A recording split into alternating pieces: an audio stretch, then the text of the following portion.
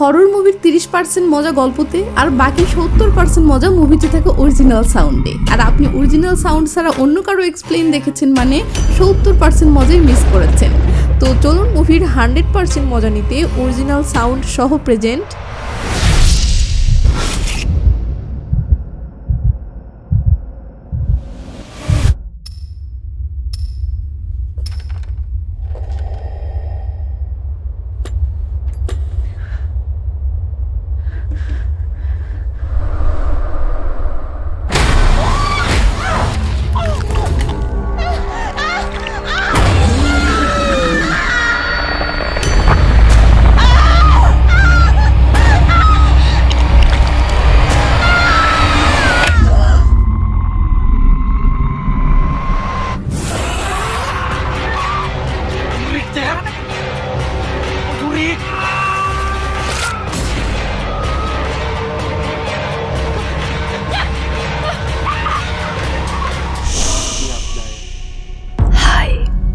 রোমানা, আপনারা আছেন horror with রোমানাতে।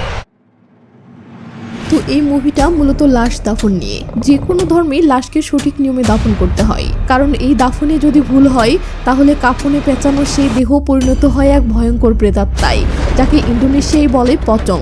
এই পচংগুলো শুধু ভয় দেখিয়ে ক্ষান্ত হয় না, এরা জ্যান্ত মানুষকে ছিঁড়ে ছিঁড়ে একদম চিবিয়ে খেয়ে ফেলে। ভাবুন তো, একটি অজপাড়া গ্রামে যদি একসাথে 52টিরও বেশি লাশকে ভুল নিয়মে কবর দেওয়া হয়, সেই গ্রামের অবস্থা তাহলে কি হতে পারে? এই ভুলের মাসুল দিতে গিয়ে গোটা গ্রামের মানুষের অবস্থা এতটা ভয়ঙ্কর হয়ে ওঠে বলে বোঝানো সম্ভব না। তো মুভির শুরুতেই আমরা উজান নামের একটা লোককে দেখতে পাই, যে ঘুটঘুটে অন্ধকার এক কবরস্থানে এক গাদা লাশ দাফন করায় ব্যস্ত। আসলে ইন্দোনেশিয়ার এই গ্রামে এক ভয়ঙ্কর মহামারী ছড়িয়ে পড়েছে, যার কবলে পড়ে মানুষ দলে দলে মরছে। উজান নিজেও এই মরণব্যাধির হাত থেকে রেহাই পায়নি। দেখুন, ওর পায়ের একটা অংশ পচে কেমন বিভৎস হয়ে গেছে। উজান খুব ভালো করেই জানে এই পচনের শেষ কোথায় আর তার পরিণতি বা কি হতে চলেছে। হঠাৎই উজান কেন জানি আকাশের দিকে তাকিয়ে জোরে জোরে শীষ বাজাতে শুরু করে। শুধু উজান একাই নয়, বরং ওই গ্রামের যে কজন বেঁচে আছে তারা সবাই যে যার ঘরের বাহিরে এসে রহস্যজনকভাবে শীষ বাজাচ্ছে। কিন্তু কেন? এই গভীর রাতে এভাবে শীষ বাজানোর রহস্যটা কি, সেটা আপাতত জানা যায় না। কয়েকদিন পর আসলে দেখি ইউসুফ নামের এক মাঝি তার নৌকায় কিছু মালপত্র উঠাচ্ছে।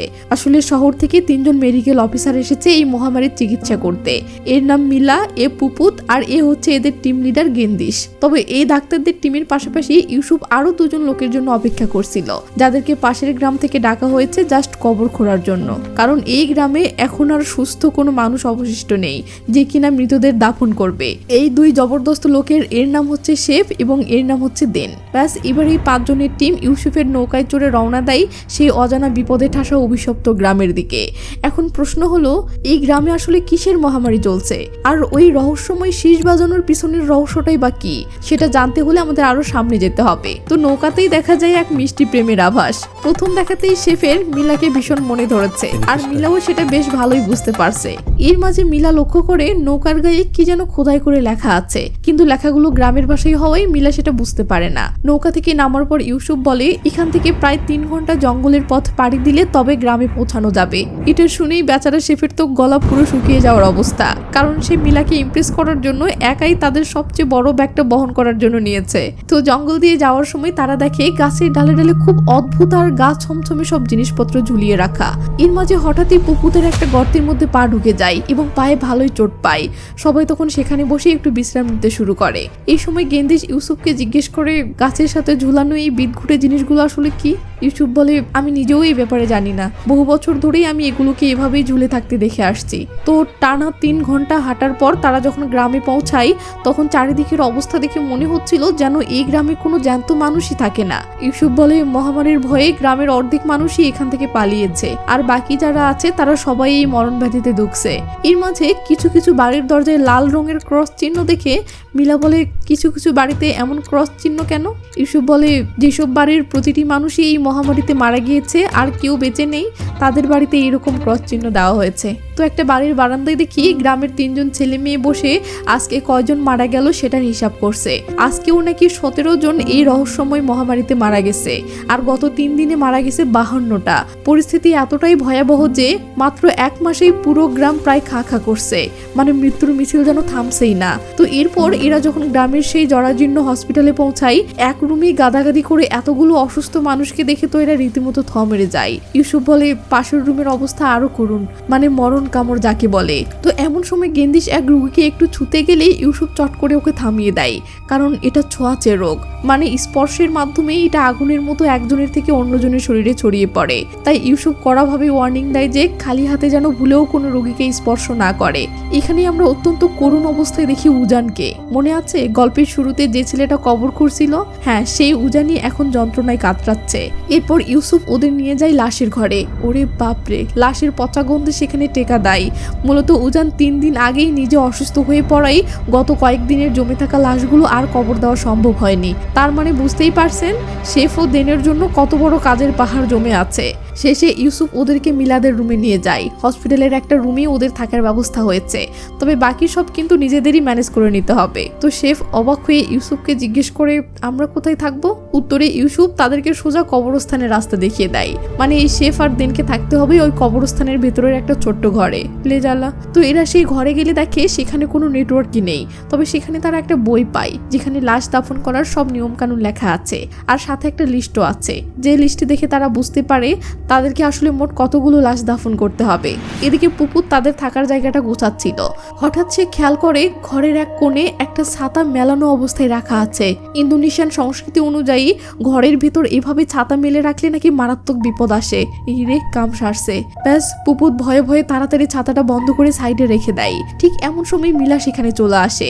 মিলা এসে পুপুতের কাছে কিছু সুগন্ধি চায় যাতে সে সেগুলো ওই লাশের ঘরে দিয়ে আসতে পারে। তখন পুপুত সন্দেহ করে বলে আমার তো মনে হচ্ছে এই অসুস্থ মানুষগুলো ঠিক মতো খেয়াল রাখার কেউই নেই এখানে, আর যেহেতু এদের দেখার কেউ নেই তার মানে এখনো তো হতে পারে ওই লাশগুলোর মধ্যে এখনো কেউ হয়তো বেঁচে আছে, আমাদের একবার চেক করা উচিত। কিন্তু মিলা তাকে থামিয়ে দিয়ে বলে এত বেশি চিন্তা করার দরকার নেই, আর হ্যাঁ অবশ্যই হাতে গ্লোভস পরে নিবে। তো এদের কথাবার্তা শুনে আমরা একটা জিনিস অন্তত ক্লিয়ার বুঝতে পারি, এই গ্রামের মানুষজন আসলে এক অদ্ভুত মহামারীতে আক্রান্ত, যে রোগের ব্যাপারে এদের কোনো ধারণাই নেই। তারপরেও তাদেরকে এখানেই থাকতে হবে আর এই রোগীদের চিকিৎসা করে যেতে হবে। ওদিকে গেন্দিস তার কাজ শুরু করে দিয়েছে আর তাকে হেল্প করতেছে সেফ আর দেন। এদিকে মিলা গেছে ওই লাশের ঘরে সুগন্ধি ছড়াতে। তো সে ঘরের 3 দিকে 3টা সুগন্ধি ছুড়ে দেয়। কিন্তু এ কি, হঠাৎ মাঝের সুগন্ধিটা আবার তার কাছেই ফিরে আসে। এটা দেখে মিলা তো রীতিমতো ঘাবড়ে যায়। সামনে যদি কেউ নাই থাকে তাহলে এই সুগন্ধি তার দিকে আবার ছুঁড়ে মারলো কে? সে অবাক হয়ে সামনের লাশটার দিকে তাকিয়ে থাকে আর দেখে লাশটা যেন নড়ছে। এই রে কাম সারছে। মিলা ভয়ের ঠেলায় পুরো থ মেরে যায়। ঠিক তখনই লাশটার ভিতর থেকে ধ্যাম করে বেরিয়ে আসে একটা ইঁদুর। ব্যাস, এই কাণ্ড দেখে মিলা এতটাই ভয় পেয়ে যায় যে সে দৌড়ে ওই ঘর থেকে বেরিয়ে আসে। তো এভাবেই দিন পার হয়ে রাত ঘনিয়ে আসে, কিন্তু তাদের লাশ দাফন করার কাজ এখনো শেষ হয়নি। এখনো 5টা লাশ কবর দেওয়া বাকি। শেফ কাজ করতে করতে ক্লান্ত এবং একটু রেস্ট নিচ্ছিল। এমন সময় হঠাৎ সে একটা অদ্ভুত শীষ বাজানোর আওয়াজ শুনতে পায়। সে অবাক হয়ে কাজ বন্ধ করে দেনকেও ডাক দেয়। দেনও এই আওয়াজটা ঠিকই শুনতে পাচ্ছিল। এরপর আমরা দেখি গ্রামের ছোট বড় থেকে শুরু করে যারা যারা এখনো বেঁচে আছে তারা সবাই ঘর থেকে বেরিয়ে এসে অদ্ভুতভাবে শীষ বাজাচ্ছে। কিন্তু কেন বাজাচ্ছে এর আসল কারণ শেফও কিছুতেই বুঝতে পারছিল না। ঠিক তখনই আমরা দেখি গ্রামের একটা বাড়ি থেকে একটা লাশ বের করা হচ্ছে। আসলে এই ব্যক্তিটি ছিল ওই বাড়ির শেষ সদস্য, মানে এই পরিবারের সবাই মারা গেছে। তাই একজন লোক এসে ওই বাড়ির দেওয়ালে একটা ক্রস চিহ্ন এঁকে দেয়। তো লোকটি ক্রস চিহ্ন এঁকে দিয়ে যেই না চলে যেতে ধরবে তখনই দুম করে বাড়ির ভিতরের লাইটটা জ্বলে ওঠে। লেচালা, লোকটি তো অবাক। সে চেক করার জন্য ভিতরে যায়। মেঝেতে রঙের কৌটাটা রেখে সে ভেতরে উকি মেরে দেখতে থাকে কেউ আছে কিনা, কিন্তু কাউকে না দেখে সে আবার লাইট অফ করে দেয়। কিন্তু ঘর থেকে বের হতে যাওয়ার সময়ই বাধে বিপত্তি। হঠাৎ তার পায়ের ধাক্কায় ওই রঙের কৌটাটা মাটিতে পড়ে গিয়ে রং ছড়িয়ে যায়। আর লোকটি তখন যা দেখে তার তো চোখ কপালে ওঠার অবস্থা। সে দেখে মাটিতে ছড়িয়ে পড়া রঙের মাঝে 2টো পায়ের ছাপ স্পষ্ট দেখা যাচ্ছে। মনে হচ্ছে ওই জায়গায় অদৃশ্য কেউ একজন দাঁড়িয়ে আছে, যার কারণে ওই জায়গাটাতে কোনো রং লাগেনি। পর মুহূর্তেই ওমা, ওই অদৃশ্য ব্যক্তিটি নিজের পা সরিয়ে নেয়। ব্যাস, এটা দেখে ভয়ের ঠেলে লোকটির তো কিডনি হাতে আসার অবস্থা। সে দৌড়ে সেখান থেকে পালিয়ে যায়। সিন কাট হয়ে চলে আসে পুপুতের কাছে। আমরা দেখি সে শান্তিমতো গোসল করছিল, কিন্তু হঠাৎই ওই যে হরর মুভির চেনা দৃশ্য, লাইটগুলো কেমন জানি পাগলের মতো জ্বলতে নিতে শুরু করে। পুপুত তো রীতিমতো ভেবাচাকা খেয়ে যায়। সে তড়িঘড়ি করে পোশাক পরে রুগীদের ওয়ার্ডে চলে আসে চেক করতে যে সবাই ঠিক আছে কিনা। সেখানে এসে রুগীদের চেক করার সময় পুপুত খেয়াল করে বাকি সবাই নিজের বেডেই আছে, কিন্তু উজান যেখানে থাকার কথা সেই বেডটা একদম ফাঁকা ফাঁকা। পুপুর যখন চারপাশটা দেখছিল ঠিক তখনই উজান একদম হিরো স্টাইলে পেছন থেকে এসে পুপুতের গলায় থাকা টাওয়ালটা হ্যাসকা টানে চেপে ধরে। উজান ভাঙা ভাঙা গলায় বারবার শুধু একটা শব্দই বলছিল, কবর। বলতে বলতেই সে ধ্যাম করে পিছনের দিকে আছাড় খেয়ে পড়ে যায় আর মাথা ফেটে রক্তারক্ত হয়ে সেখানেই মারা যায়। ততক্ষণে মিলা সেখানে এসেছে এবং জান প্রাণ দিয়ে চেষ্টা করছিল উজানকে বাঁচানোর জন্য, কিন্তু কোনো লাভ হয় না। তো ভাবুন একবার, এই সামান্য সময়ের মধ্যেই আজকের দিনে মোট 4টা উইকেট পড়ে গেল। উজানের এমন হুট করে চলে যাওয়া পুপুতের মনে বেশ ভালোই একটা ধাক্কা দিয়ে যায়। এদিকে সিন গেন্দিসের কাছে আসলে দেখি সে খুব মন দিয়ে নামাজ আদায় করছিল। নামাজের মধ্যেই সে হঠাৎ জানালার দিক থেকে একটা ঠক ঠক আওয়াজ শুনতে পায়। সালাম ফেরাতেই আমরা দেখি একটা বিভৎস পচং জানালার কাছে নিজের মাথা ঢুকছে। যদিও গেন্দিস সেটা তখনও দেখতে পায়নি। সে জানালার কাছে গিয়ে ভালো করে চেক করে দেখে সেখানে কেউ নেই। তো গেন্দিস যখন তার নামাজের খিমারটা খুলতে যাচ্ছিল ঠিক তখনই কাপড়ের অপর পাশে সেই ভয়ঙ্কর পচংটার ছায়া দেখতে পাই। লেজাল্লা, কিন্তু খিমারটা পুরোপুরি মাথা থেকে সরাতেই ওমা, হেতি দেখি আবারও হাওয়া হয়ে গেছে। তো ওদিকে মরাদের দাফন কাজ শেষ করে শেফ আর দেনও তখন ঘুমানোর প্রস্তুতি নিচ্ছিল। কিন্তু ঠিক ওই সময় শেফ শুনতে পায় দরজায় কে যেন ঠক ঠক করছে। সে প্রথমে ভাবে হয়তো পাশে থাকা দেনই কোনো দুষ্টামি করছে, কিন্তু ভালো করে তাকিয়ে দেখে দেন তো নাকে তেল দিয়ে গভীর ঘুমে বিভোর। বেশ কয়েকবার ডাকাডাকি করেও যখন দেনের ঘুম ভাঙলো না, তখন শেফ নিজেই পরিস্থিতি টাহর করতে বাহিরে বেরিয়ে আসে। কিন্তু বাহিরে এসে দেখে একই আশেপাশে তো কেউ নেই, অথচ কবরস্থানের মশালগুলো কে যেন রহস্যজনকভাবে নিভিয়ে রেখে গেছে। শেফ তখন ভয়ে ভয়ে মশালগুলো নতুন করে জ্বালাতে শুরু করে। কিন্তু ঠিক তখনই তার চারপাশ ঘিরে ধরে পচং নামে সে বিভৎস সব আত্মাগুলো। এই রে, কাম সারছে।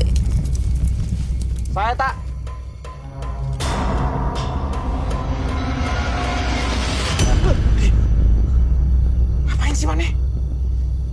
তো ঠিক সেই মুহূর্তে দেন সেখানে হাজির হয় আর শেফকে এই গভীর রাতে কবরস্থানে একা আসার জন্য আচ্ছা মতো বকাঝকা করে এক প্রকার টেনেই ভিতরে নিয়ে যায়। সিন কাট হয়ে সেই রাতেই গ্রামের অন্য প্রান্তে নিং নামের একটা ছোট্ট বাচ্চা মেয়ের কাছে চলে আসে। আমরা দেখি নিং এর মায়ের অবস্থাও একদমই সুবিধার না। সেও এই ভয়াবহ মহামারীর শিকার হয়ে মৃত্যুর সাথে পাঞ্জা লড়ছে। কিন্তু নিং এর মা কিছুতেই হসপিটালে যেতে রাজি হচ্ছে না, কারণ সে মনে করছে সেখানে গিয়ে জাস্ট সময়ের অপচয় হবে, কাজের কাজ কিছুই হবে না। বেচারা নিং মাকে মেলা বুঝিয়েও যখন রাজি করাতে পারে না, তখন পরের দিন সকালেই সে একটা হসপিটালে ছুটে আসে এবং ডক্টর গেন্দিসকে কাকুতি মিনতি করতে থাকে যেন একবারের জন্য হলেও তার মাকে দেখতে তার বাসায় যায়। কিন্তু লেজালা, হসপিটালে অলরেডি রোগীদের হিউজ চাপ, তার উপর আবার স্টাফ মোটে 3 জন। এই অবস্থায় হসপিটাল ফেলে কারো বাসায় গিয়ে চিকিৎসা করা তাদের পক্ষে প্রায় অসম্ভব। তাই গেন্দিস নিরুপায় হয়ে নিংকে বুঝিয়ে বলে যে সে যেন যেভাবেই হোক তার মাকে হসপিটালে নিয়ে আসে, তবেই তারা তার সুচিকিৎসার ব্যবস্থা করতে পারবে। মুভির সিন সামনে আগালে দেখি মিলার সাথে শেফের দেখা হয়। মিলা তাদের কাছে জানতে চায় যে উজানের বডিটা কি দাফন করা হয়েছে। তখন শেফ দেন বলে আগের যে কয়টা বডি জমে আছে সেগুলোর কাজই এখনো শেষ করতে পারিনি, ওগুলো মাটি চাপা দেওয়ার পর তারপরেই উজানের কাজ শুরু করব। মিলা তখন তাদের আরো একটা দুঃসংবাদ দেয়। সে বলে আরেকজন লোকের অবস্থাও খুব একটা সুবিধার না, মনে হচ্ছে খুব জলদি তোমাদের আরো একটা কবর খুঁড়তে হবে। তাই মিলা শেফদেরকে সাবধানে থাকতে আর নিজের খেয়াল রাখতে বলে। মিলার মুখে এতটুকু মায়া ভরা কথা শুনেই আমাদের রোমিও শেফ তো পুরো গলে জল, তার আর দোষ কি। এরপর অন্য একজন তাকে এক প্রকার টেনেই সেখান থেকে নিয়ে চলে যায়। এদিকে সিন গেন্দিসের কাছে আসলে দেখি পিচ্চি নিং তাকে বারবার রিকোয়েস্ট করতেছে তার সাথে একটা বার তাদের বাসায় যাওয়ার জন্য। তখন মিলা এসে নিংকে জিজ্ঞেস করে তোমার বাসা কোথায়। নিং তো মহা খুশি, সে গড়গড় করে তার বাসার ঠিকানা বলতে থাকে। কিন্তু গেন্দিস এতে বাধা দিয়ে বলে আমাদের হাতে এমনি লোক কম, এই সময়ে তোমার অন্য কোথাও যাওয়ার কথা ভাবাটাই ভুল। কিন্তু মিলা তো নাছর বান্দা, সে বলে সে তার ডিউটি শেষ করে বিশ্রামের জন্য যে সময়টা পাবে ওই সময়টাতে নিংয়ের মাকে দেখতে যাবে।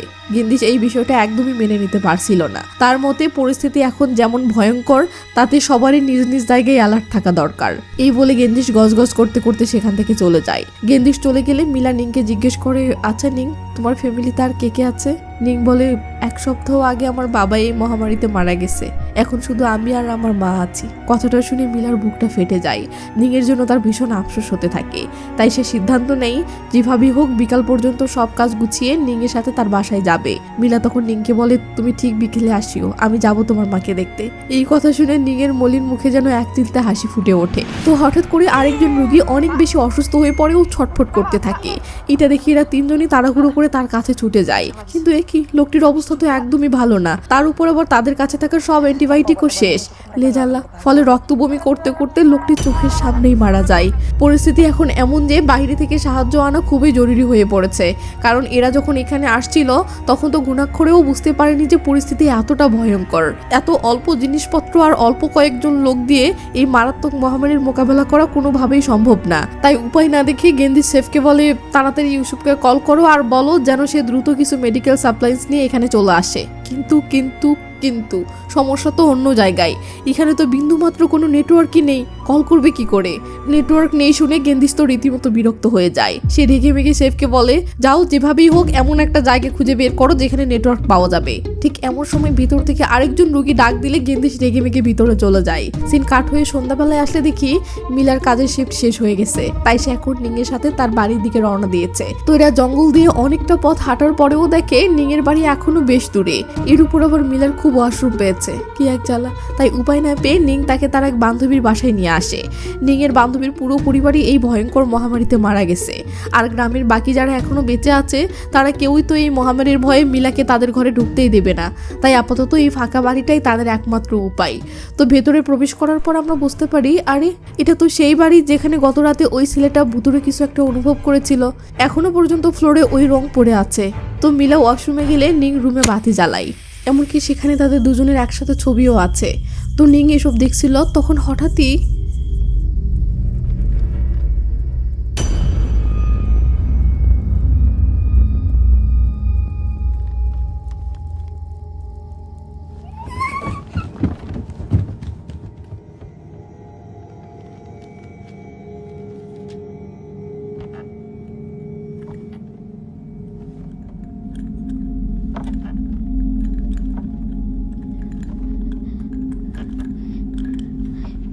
সারে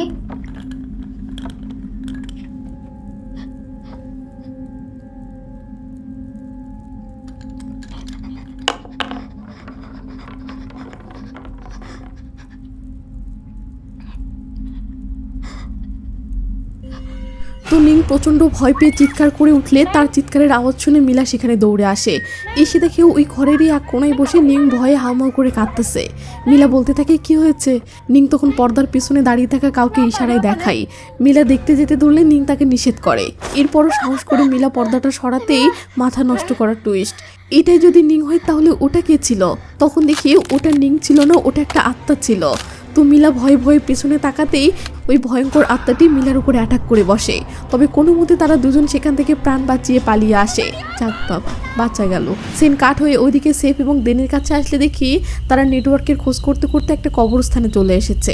সেফের ওয়াশরুম পেলে সে সেখানে থাকা একটা ওয়াশরুমে যায়। এদিকে দেন তখন নেটওয়ার্ক খুঁজতেছে, আর খুঁজতে খুঁজতে একটা কুয়োর কাছে আসে। আর সৌভাগ্যবশত সে সেখানে নেটওয়ার্ক পেয়েও যায়। ব্যাস, সে সাথে সাথে ইউসুফকে মেসেজ পাঠিয়ে দেয় যেন পরদিন সে তাড়াতাড়ি চলে আসে। এদিকে সেফ দেখে ওয়াশরুমে পানি নেই, চিল্লিয়ে দেনকে পানি দিতে বলে। দেন কুয়োতে উকি মারলে দেখে কুয়োতেই পানি আছে। এরপর যেই না কুয়ো থেকে পানি উঠাতে শুরু করে, হঠাৎই চারপাশের সবকিছু কেমন জানি অস্বাভাবিক হতে শুরু করে। এই রে, কাম সারছে। দেন খেয়াল করে ঠিক তার মতোই কুয়োর ভিতর থেকে কেউ একজন শেষ বাজাচ্ছে।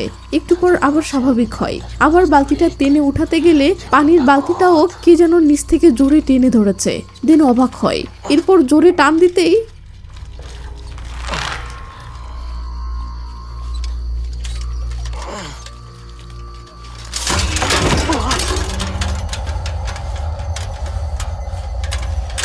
Cep. Cepetan, Cep. Cepetan, Cep.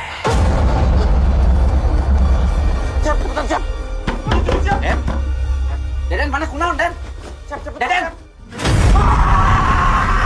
তারা জীবন বাঁচাতে সেখান থেকে এক দৌড়ে সোজা হসপিটালে এসে হাজির হয়। তো হসপিটালে এসে এদের কাছে পুরো ঘটনা শুনে গেন্দিজ তো রীতিমতো বিরাট চিন্তায় পড়ে যায়। যেহেতু এরা নিজের চোখে পচং দেখেছে, তাই গেন্দিজ সেফ আর দেনকে সিরিয়াসলি জিজ্ঞেস করে, আচ্ছা তোমরা কি লাশগুলোকে ঠিকমতো নিয়ম মেনে কবর দিয়েছিলে? ওই সময় কি লাশের মুখের বাঁধন খুলে দিয়েছিলে? দেন বলে, হ্যাঁ আমরা তো আমাদের নিয়ম মাফিকই সবকিছু করেছি। এরপর দেন ভাবে হয়তো এই জায়গাটা তারা আসার আগে থেকেই ভুতুড়ে ছিল।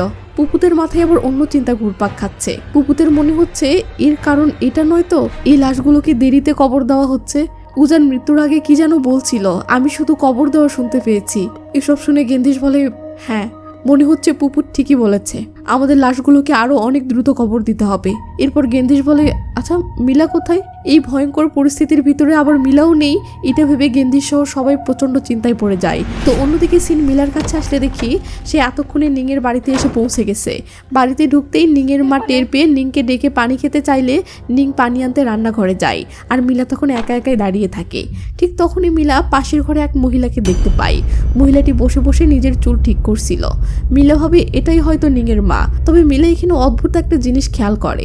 সে দেখে ঘরের এক কোনায় একটা ছাতা খোলা রেখেছে। এটা দেখে মিলা অবাক হয়, কারণ সে জানে এভাবে ছাতা খোলা রাখলে সেই ঘরে বিপদ আসে। তো যাই হোক, মিলা এসব নিয়ে বেশি মাথা না ঘামিয়ে চুপচাপ সেখানেই বসে পড়ে। কিন্তু মিলা বসতেই মাথা নষ্ট করা টুইস্ট।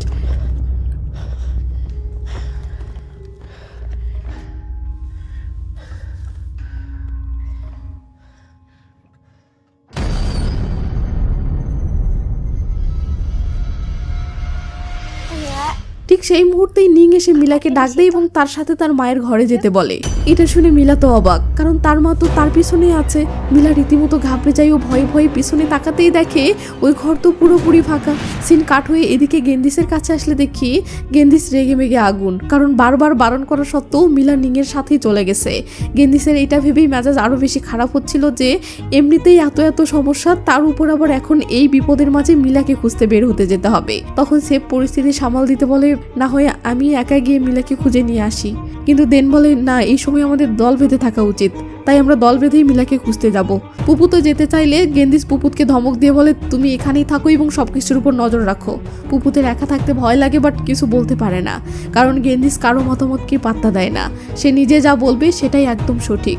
ব্যাস, তো পুপুতকে এভাবে একা বিপদের মাঝে ফেলে রেখে যাওয়ার ব্যাপারটা সেফ আর দেনের কাছেও একদমই ভালো লাগছিল না। কিন্তু গেন্দিসের এমন রাগী চেহারার মুখের উপর কিছু বলারও সাহস কারো নেই। তো গেন্দিসরা চলে যাওয়ার পর পুপুত একা একা এখানে থাকতে বেশ ভয় পাচ্ছিল। এরই মাঝে হঠাৎই সে রোগীদের ঘর থেকে অদ্ভুত কিছু আওয়াজ শুনতে পায়। সে ভয়ে ভয়ে সেখানে চেক করতে গেলে দেখতে পায় না, সবকিছু তো ঠিকই আছে। কিন্তু ঠিক তখনই হঠাৎ করে শীষ বাজানোর আওয়াজ শোনা যায়। এই রে, কাম সারছে।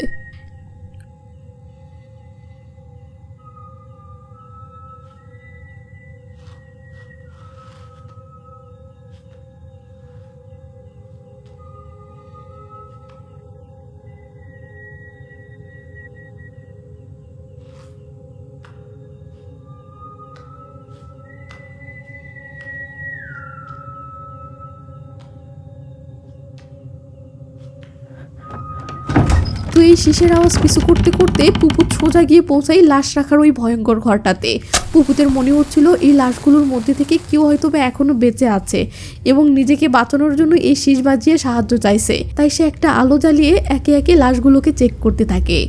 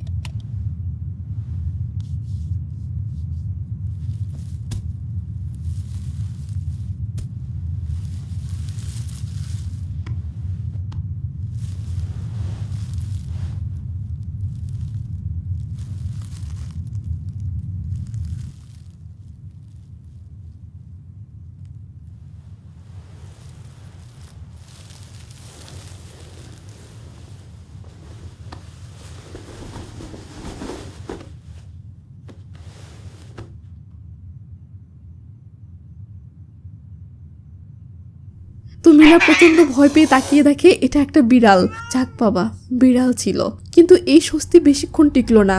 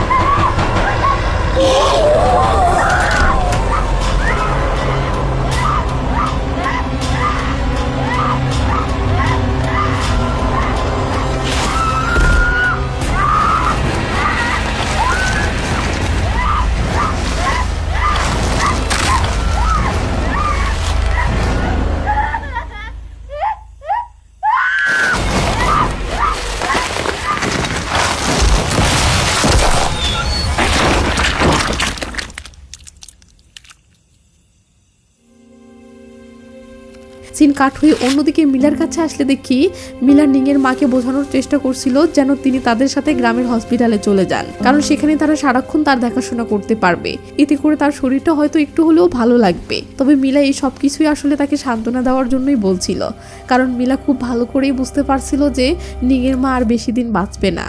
আর নিংয়ের মা নিজেও এই ব্যাপারটা খুব ভালোভাবে বুঝতে পারছিলেন, তাই তিনি নিংকে বলেন সে যেন মৃত্যুর পর তাকে তার স্বামী অর্থাৎ নিংয়ের বাবার কবরের উপরেই কবর দেওয়া হয়। হৃদয় বিদারক এই কথা শুনে মিলা নিজেও একদম চুপ হয়ে যায়। নিং কাঁদো কাঁদো হয়ে তার মাকে এসব কথা বলতে বারণ করে। তখন পরিস্থিতি স্বাভাবিক করতে মিলা নিংয়ের মাকে তার দেওয়া ওষুধটি নিয়মিত খেতে বলে সেখান থেকে বেরিয়ে আসে। নিং মিলাকে এগিয়ে দিতে চাইছিল ঠিকই, কিন্তু এত রাতে ছোট নিংকে মিলা আর বিপদে ফেলতে চাইছিল না, তাই সে বারণ করে এবং একাই হসপিটালের উদ্দেশ্যে বেরিয়ে পড়ে। এখন এই ভয়ানক রাতের অন্ধকারে একা একা মিলার সাথে কি হতে চলেছে কে জানে। ঠিক তখনই হঠাৎ করে গ্রামে আবারও ওই অদ্ভুত শীষ বাজানোর আওয়াজ শোনা যায়, আর এই শীষের আওয়াজ শুনেই একে নিংও হুবু ওই একই সুরে শীষ বাজাতে শুরু করে দেয়। এটা দেখে মিলা তো রীতিমতো অবাক। সে অবাক হয়ে নিংকে এর কারণ জিজ্ঞাসা করলে নিং বলে এটাই আমাদের মৃত মানুষকে সম্মান জানানোর পদ্ধতি, তার মানে এখনই হয়তোবা গ্রামে কেউ একজন মারা গিয়েছে, আর ঠিক এই কারণেই গ্রামের সবাই মিলে একসাথে এভাবে শীষ বাজাচ্ছে, আর এটাই নাকি তাদের এখানকার নিয়ম। এই কথা শুনে মিলা তো আরো অবাক। তখন সে ওই যে ঘরে ছাতা খুলে রাখার ব্যাপারটা দেখেছিল সেটার ব্যাপারেও নিংকে জিজ্ঞাসা করে বসে। নিং বলে ঘরে ছাতা খুলে রাখলে তা বিপদকে দূরে রাখে, কিন্তু মিলার তো জানা ছিল পুরো উল্টো। সে জানতো ঘরে ছাতা খুলে রাখলে উল্টো ওই বাড়িতে বিপদ নেমে আসে, তাই এমন উল্টো অদ্ভুত সব নিয়ম শুনে সে রীতিমতো অবাক হয়ে যায়। তো এরপর মিলা একাই হসপিটালের উদ্দেশ্যে রওনা দেয়, কিন্তু রাতের ওই ঘুটঘুটে অন্ধকার জঙ্গল দিয়ে যাওয়ার সময় ঘটে আরেক অদ্ভুত ঘটনা।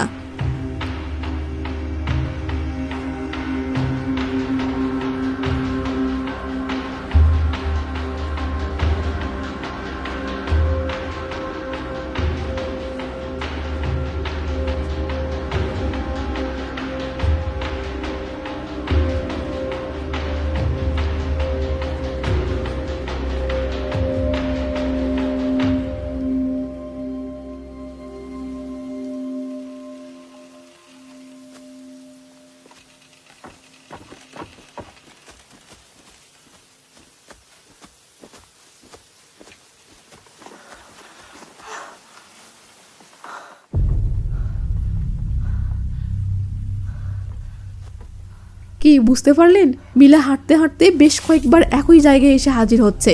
একটা সময় সেও বুঝতে পারে সে আসলে একটা গোলকধাঁধায় আটকে গিয়েছে। ঘুরে ফিরে বারবার সে ওই একই স্থান দিয়ে যাচ্ছে।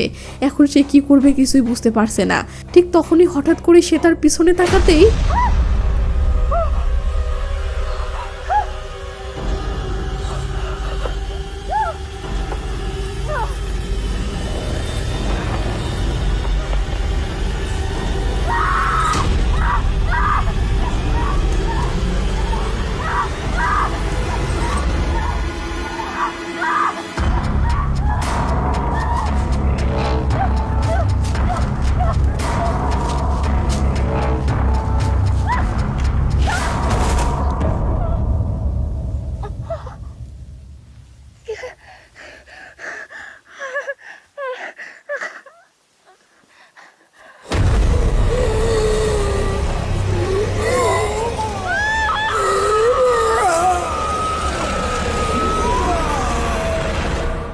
তো জ্ঞান ফিরতেই মিলা নিজের সামনে সেফকে দেখতে পেয়ে চমকে ওঠে। সে তো রীতিমতো ভয় পেয়ে চিল্লাতে থাকে। সেফ কোনো মতে তাকে শান্ত করে জিজ্ঞাসা করে, আসলে তোমার সাথে কি হয়েছিল? আমরা তো তোমাকে রাতে জঙ্গলের ওই বাঁশবাগানে অজ্ঞান অবস্থায় পেয়েছি। তখন মিলা কাঁপা কাঁপা গলায় জানাতে থাকে যে আমি জঙ্গলের ভিতরে ভয়ঙ্কর পতঙ্গ দেখেছি। মিলার মনে হচ্ছিল সেফ হয়তোবা তার এই আজগুবি কথা একদমই বিশ্বাস করবে না, কিন্তু সেফ তাকে অবাক করে দিয়ে জানাই আমি নিজেও পতঙ্গ দেখেছি। এই কথা শুনে মিলা তো আরো ঘাবড়ে যায়। সে ভয়ে ভয়ে জিজ্ঞাসা করে, এখন আমরা কি করব? ঠিক এমন সময় সেখানে দেন চলে আসে। সে এসে এক খারাপ খবর দেয়। সে এসে বলে এখনো পুপুতকে খুঁজে পাওয়া যায়নি। তখন দেখি গেন্দিশ এখনো পুপুতকে পাগলের মতো খুঁজতেছে। খুঁজতে খুঁজতে গেন্দিশ লাশের ওই ঘরটাতে আসতেই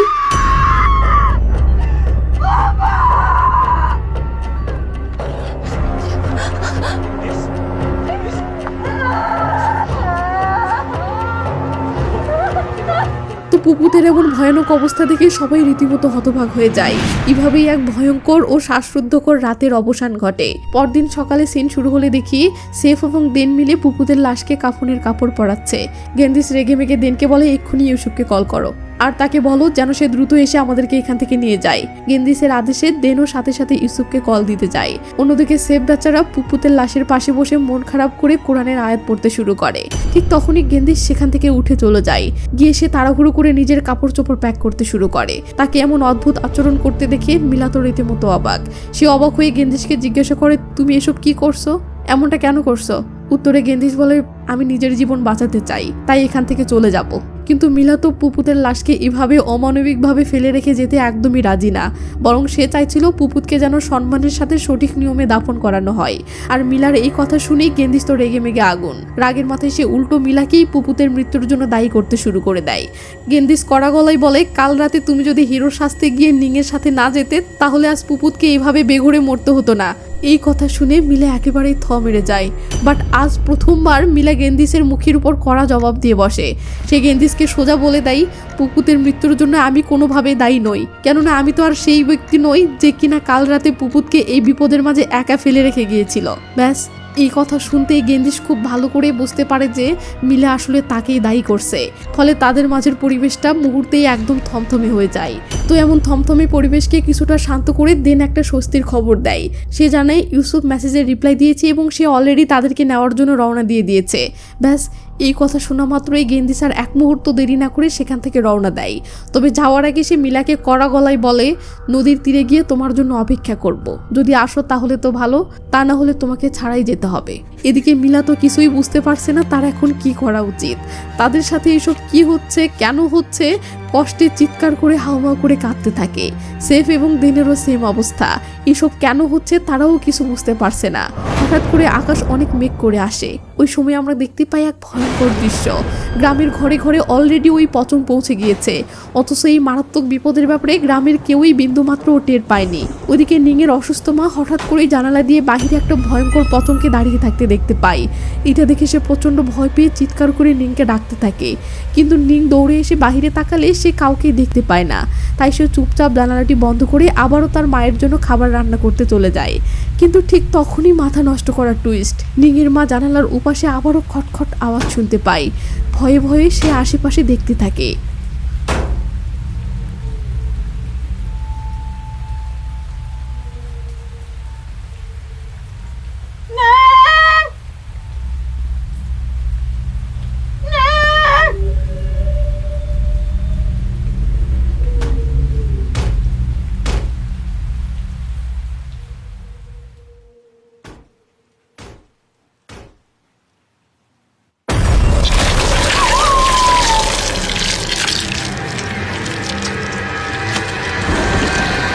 তো অন্যদিকে মুষলধারে বৃষ্টির মধ্যে মিলা একদম একা বাহিরে মন খারাপ করে বসে আছে।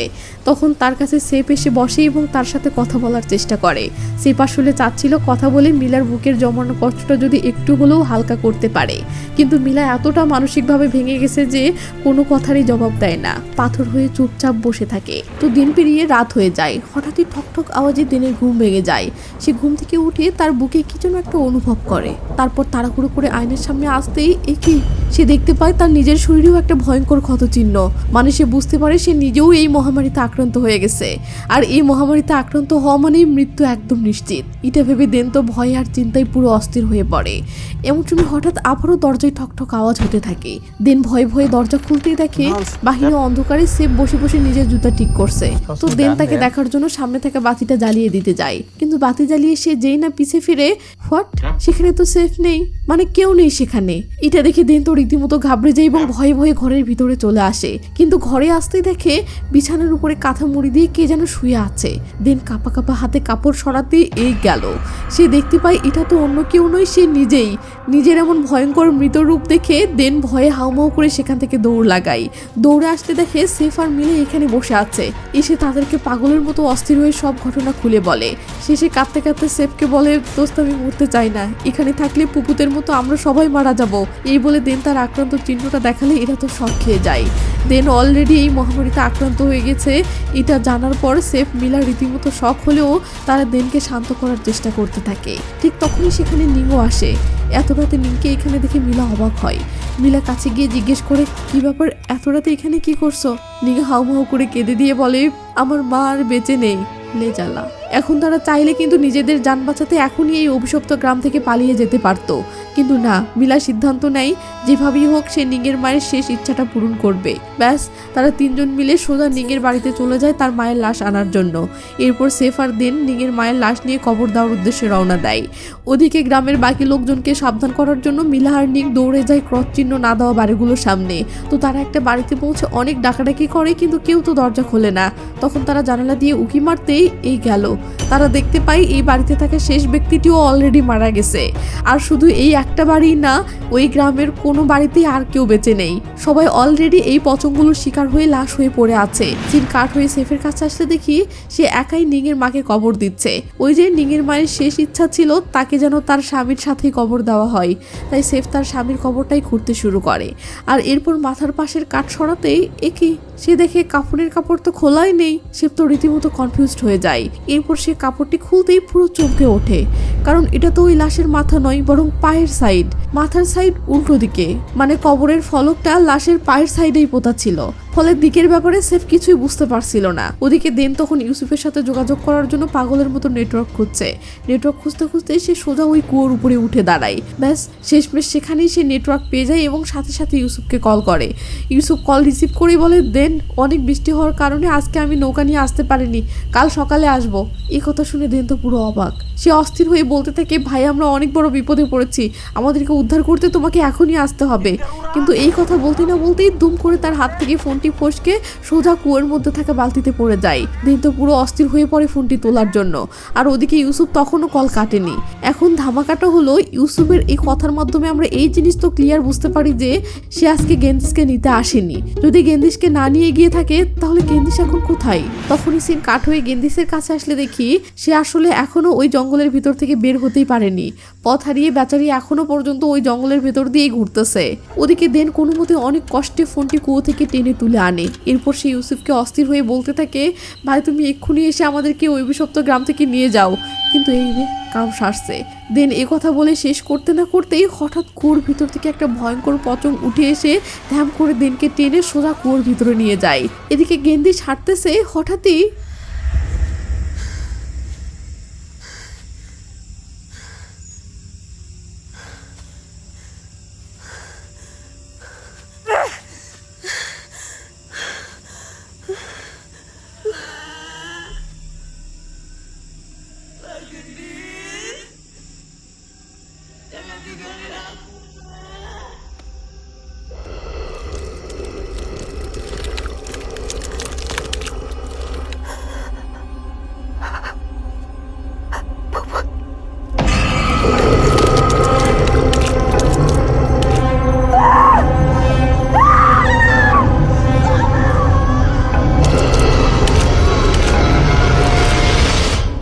চলে আসে সেফের কাছে।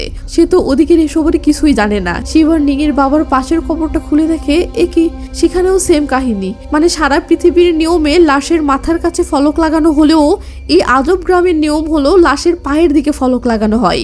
এমন অদ্ভুত নিয়ম দেখে সেফ তো রীতিমতো অবাক। সে দৌড়াতে দৌড়াতে ছুটে ওই বইটির কাছে যায় যেটাতে কবর দেওয়ার নিয়ম কানুন লেখা ছিল। বইয়ে লেখা নিয়ম অনুযায়ী এই গ্রামের লাশকে ফলকের দিকে পা দিয়ে কবর দিতে হয়। আর ধামাকাটা হলো বইয়ে এটাও লেখা আছে যদি এটা না করা হয় তাহলে এই গ্রামে নাকি ভয়ঙ্কর সর্বনাশ নেমে আসবে। লেজালা এটা দেখার পর সেফের আর বুঝতে বাকি থাকে না যে এই গ্রামে ঘটে যাওয়া এই সকল ভয়ঙ্কর ঘটনার কারণ মূলত এটাই ছিল, ভুল নিয়মে কবর দেওয়া। তো সেফ মিলা ও নিঙের কাছে যায় এবং পুরো অস্থির হয়ে বলে, এই সব কিছুর জন্যই আসলে আমিই দায়ী। আমি যদি এই আজব গ্রামের লাশ দাফনের সঠিক নিয়মটা আগে থেকে জানতাম তাহলে হয়তো আজ এই পচনগুলো এভাবে জ্যান্ত হয়ে উঠতো না। সেফ আরো বলে, এই গ্রামে কবর দেওয়ার নিয়ম একদমই উল্টো। এই কথা শুনে মিলার তো রীতিমতো চোখ কপালে ওঠার অবস্থা। তার হঠাৎ করেই মনে পড়ে যায় ওই যে ঘরের ভেতরে ছাতি খুলে রাখা আর রাতের বেলা শীষ দেওয়ার প্রথাগুলোর কথা। তার মানে ধামাকাটা হলো এই অভিশপ্ত গ্রাম পুরো পৃথিবীর থেকে একদমই ভিন্ন এবং উল্টো নিয়মে চলে। লেজালা তো এরা দুজন যখন এইসব সিরিয়াস কথা নিয়ে ব্যস্ত ঠিক সেই সময়েই পিসের নিং তার বাবা মাকে দাঁড়িয়ে থাকতে দেখে। নিং তো বাচ্চা মানুষ, সে তাদেরকে ডাকতে ডাকতে মহাবিষ্টের মতো সেদিকেই হেঁটে চলে যায়। একটু পর মিলা আর সেফ খেয়াল করে একি নিং তো তাদের সাথে নেই। তখন দেন আর নিংকে খোঁজার জন্য মিলা তাড়াহুড়ো করে সোজা ওই কুয়োর দিকে চলে যায়। সেখানে গিয়ে সে দেখে দেনের ফোনটা নিচে পড়ে আছে, মানে দেনের সাথে নিশ্চয়ই ভয়ঙ্কর কিছু ঘটে গেছে। চিন কাঠ হয়ে ওদিকে নিংয়ের কাছে আসলে দেখি সে তো হেঁটে হেঁটে তার বাবা মায়ের কাছে যাচ্ছিল, কিন্তু কাছাকাছি যেতেই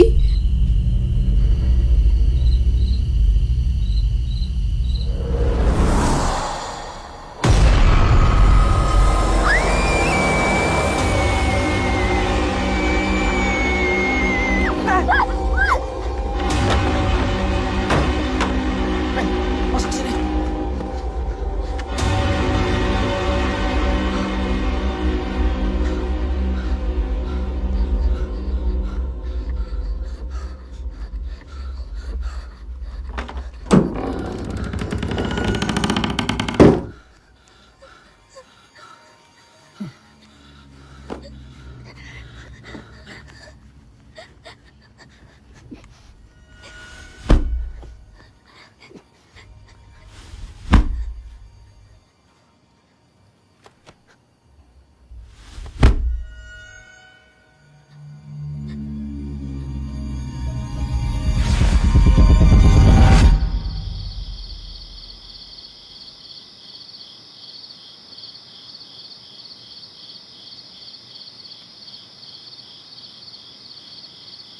Udah nggak ada Mang Cecep.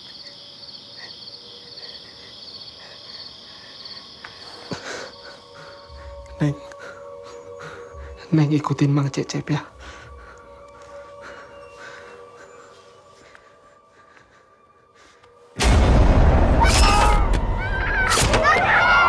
ওদিকে কুয়োর কাছে দেনের মোবাইল পড়ে থাকতে দেখে মিলার মনে তো রীতিমতো সন্দেহ জাগে। সে ভয় বুকে নিয়ে আস্তে আস্তে কুয়োর ভিতরে উঁকি মারতেই একি সেখানে দেখতে পাই দেনের লাশ। দেনকে এভাবে মরে পড়ে থাকতে দেখে মিলা তো ভীষণ কষ্ট পায়। এরপর সে কোনো মতে নিজেকে সামলে ছুটে আসে সেফের কাছে। তো মিলাকে এইভাবে আসতে দেখে সে বড় আশা নিয়ে তার বন্ধু দেনের কথা জিজ্ঞেস করে, কিন্তু উত্তরে মিলা হতাশ হয়ে বলে আমাদের দেনকে ছাড়াই এখান থেকে চলে যেতে হবে, আর কোনো উপায় নেই। এই কথা শুনে সেফের আর বুঝতে বাকি থাকে না যে তার বন্ধু আর বেঁচে নেই। সে হাউমাউ করে কাঁদতে থাকে এবং এই সব কিছুর জন্য আবারও নিজেকেই দায়ী করতে থাকে। তখন মিলা তাকে বোঝানোর চেষ্টা করে যে দেখো, এখন এসব নিয়ে ভাবার আর কান্নাকাটি করার সময় নয়, এখন যেভাবেই হোক আমাদেরকে এখান থেকে পালাতে হবে। ব্যাস, এরপর আর কি, তারা তিনজনই সেখান থেকে জীবন বাঁচাতে বহু দৌড় লাগায়। কিন্তু দৌড়াতে দৌড়াতে তারা গ্রাম পার হয়ে জঙ্গলের সীমানা পর্যন্ত আসতেই এই রে কাম সারছে। নিক হঠাৎ করে থমকে দাঁড়ায়, কারণ সে তো এর আগে জীবনেও এই অভিশপ্ত গ্রামের বাইরে পা রাখেনি, তাই গ্রাম থেকে বের হতে সে ভীষণ ভয় পাচ্ছে। মিলা তখন তাকে বোঝাই, দেখো বাহিরের পৃথিবী একদমই ঝুঁকিপূর্ণ, আমাদের জীবন বাঁচাতে হলে এখন এখান থেকে বের হতেই হবে। তবুও নিং কিছুতেই সাহস পাচ্ছিল না। আর ঠিক তখনই তারা পিছে ফিরে লক্ষ্য করে, বাপরে বাপ, পুরো গ্রাম ভর্তি শুধু পচং আর পচং, আর সেগুলো সব এক দৃষ্টিতে তাদের দিকে তাকিয়ে আছে। তো এটা দেখে তাদের আর কোনো কিছুই ভাবার সময় থাকে না। ব্যাস, তারা যান বাঁচানোর জন্য দৌড়ে জঙ্গলের মধ্যে ঢুকে যায়। কিন্তু জঙ্গলের মধ্য দিয়ে পালানোর সময় হঠাৎ এই গেল, সেফ থ্যাম করে নিচে পড়ে যায়। সেফ দেখে ধোঁয়ার মতো দেখতে কিছু একটা ঘাসপালার মধ্য দিয়ে তার দিকেই তেড়ে আসতেছে। এই রে কাপ সারছে। এটা দেখে সে দৌড়ে উঠে পালানোর চেষ্টা করে ঠিকই, তবে ওই অদৃশ্য শক্তি তাকে ফেলে দিয়ে আবারও জঙ্গলে থাকা একটি কবরের মধ্যে টেনে নিয়ে যায়।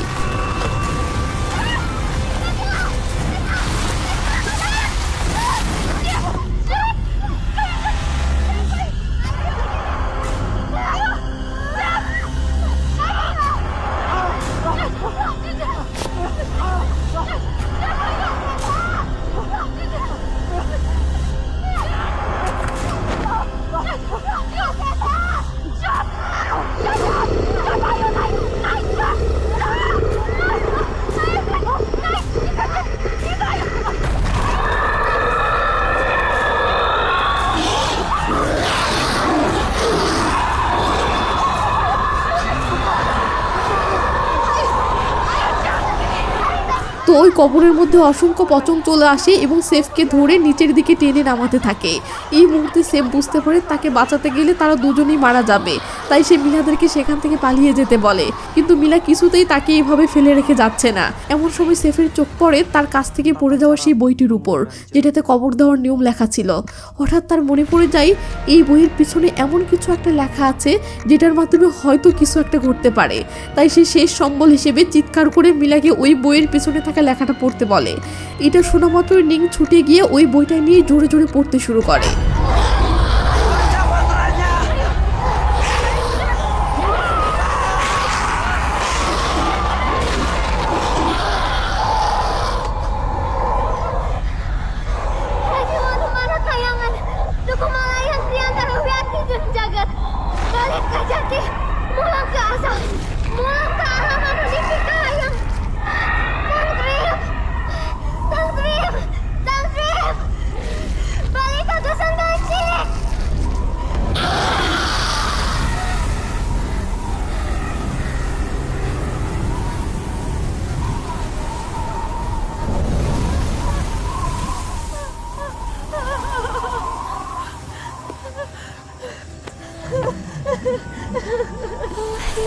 তো এটার মাধ্যমে পচংরা শেষ হলেও সেফকে না দেখতে পেয়ে এরা ভেবে নেয় সেফ হয়তো মারা গেছে। এটা ভেবে মিলা কান্নায় ভেঙে পড়ে। ঠিক তখনই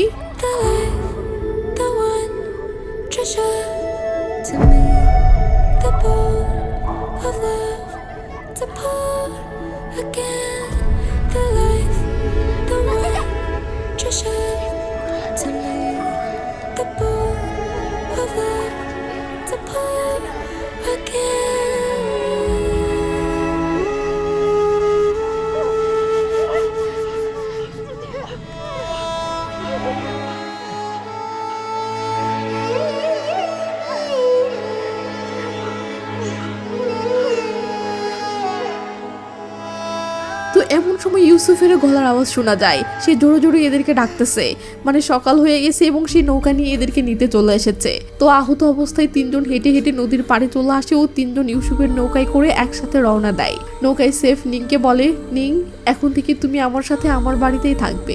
আমার দাদি আর একটা নাতনি পেয়ে অনেক খুশি হবে। এ কথা শুনে নিং আর মিলা দুজনেই ভীষণ খুশি হয়ে যায়, কারণ এই গ্রাম ছাড়া নিংয়ের যাওয়ার মতো আর কোনো জায়গা ছিল না। ঠিক ওই সময় আবারও মিলার চোখ পড়ে নৌকার উপর থাকা ওই লেখাটার উপর। মিলা এবার এই ব্যাপারে জিজ্ঞাসা করলে ইউসুফ এবং সেফ বলে, এখানকার গ্রাম্য ভাষায় লেখা আছে যে প্রত্যেক জায়গার নিজস্ব নিয়ম আছে। এটা বলে সেফও ভাবতে থাকে এবং মিলা মুচকি হাসে। তো সেফ, মিলা আর নিং তো বেঁচে গেল, আর ওদিকে মারা গেল পুপুত এবং দেন। কিন্তু গেন্দিস কোথায়? তার সাথে কি হয়েছে? মশাই, আসল টুইস্ট তো এখানেই। সিন কাট হয়ে এই ঘটনার কয়েকদিন পরের দৃশ্যে চলে আসে। আমরা দেখি কিছু উদ্ধারকর্মী জঙ্গলের পথ ধরে সোজা ওই গ্রামের দিকে যাচ্ছিল, এটা দেখতে যে আদৌ এই গ্রামে কেউ বেঁচে আছে কিনা। হঠাৎই তখন তারা পাশের ঝোপঝাড় থেকে কিছু আওয়াজ শুনতে পাই। এই রে, কে ওখানে? ক্যামেরা ঘুরতেই আমরা দেখতে পাই, আরে এটা তো গেন্দিস। পছন্দের ভয়ে তার মানসিক অবস্থা এতটা খারাপ হয়ে গিয়েছে যে উদ্ধারকর্মীদের দেখেও ভয় পেয়ে দৌড়ে পালিয়ে যায়। আর এখানে এই ভয়ঙ্কর মুভিটির গল্প শেষ হয়ে যায়। তো কথাই আছে না, খারাপ মানুষের সাথে সবসময় খারাপ কিছুই হয়। আর ঠিক এমনটি হয়েছে গেন্দিসের সাথে। পচংরা তার কোনো ক্ষতি করেনি ঠিকই, কিন্তু তার কৃতকর্মের ফল অর্থাৎ প্রপুতের আত্মাই তাকে ভয় দেখিয়ে দেখিয়ে রীতিমতো পাগল বানিয়ে ফেলেছে। আর এই সব কিছুই হয়েছে কেবল ছোট্ট একটা নিয়ম না জানার কারণে। তাই কোনো স্থানের বা কোনো জায়গার সঠিক নিয়ম না জেনে সেই কাজে হাত দেওয়া একদমই উচিত নয়। তো আশা করছি ইন্দোনেশিয়ার এই ভয়ঙ্কর গ্রামের গল্পটি আপনাদের কাছে অনেক ভালো লেগেছে। যদি ভালো লেগে থাকে তাহলে ভিডিওটিতে একটি লাইক দিন এবং যা মন চাই ছোট্ট করে হলেও একটা কমেন্ট করবেন। তাহলে অন্যরা আপনার কমেন্টটা পড়ে ভালো মন্দ বুঝতে পারবে, সাথে আমিও। আর আমার এই চ্যানেলটা একদম নিউ, তাই এই সময়ে আপনাদের সাপোর্ট আমার খুব প্রয়োজন। তাই প্লিজ এক্ষুনি সাবস্ক্রাইব করে নিন। তো ভালো থাকবেন, নিজের খেয়াল রাখবেন, টেক কেয়ার, বাই বাই।